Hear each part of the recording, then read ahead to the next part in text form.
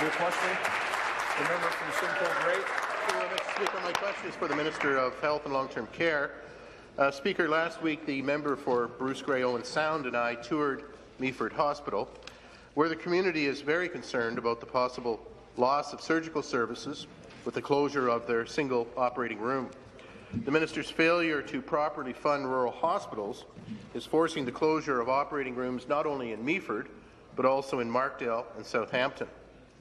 If the government removed surgery at Meaford Hospital, the facility could become nothing more than an ambulatory care centre, or worse, Mr. Speaker, it could close. Speaker, what is the minister going to do to prevent the removal of surgical services at Meaford Hospital and other rural hospitals like it?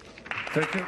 Minister of Health, Long-Term Care. Thank you, Mr. Speaker. I appreciate the question, and my staff and the ministry are working with Meaford as well as the larger corporation to look specifically at this issue. And I have to say, I appreciate it. I saw the newspaper article of the visit that the opposition members made, and it alerted me further to some of the discussion that was going on. Of course, no decisions have been made. Nothing has been approved by the LHIN. This hasn't been mandated by the LHIN, nor has it been mandated by the ministry. It has to be approved by the LHIN, has to be approved by the ministry.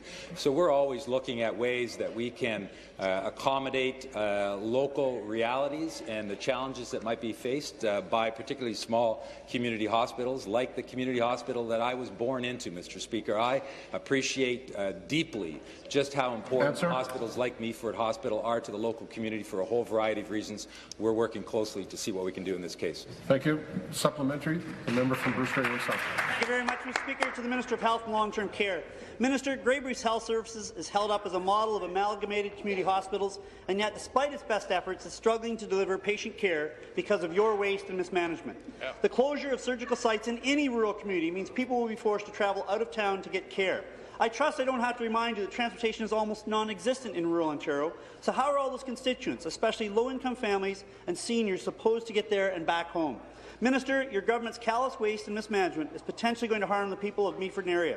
Will you commit today, not just talk about it, will you commit today to fixing the funding formula so that hospitals like Meaford's can continue to provide care close to home in the future and save all this angst in the community?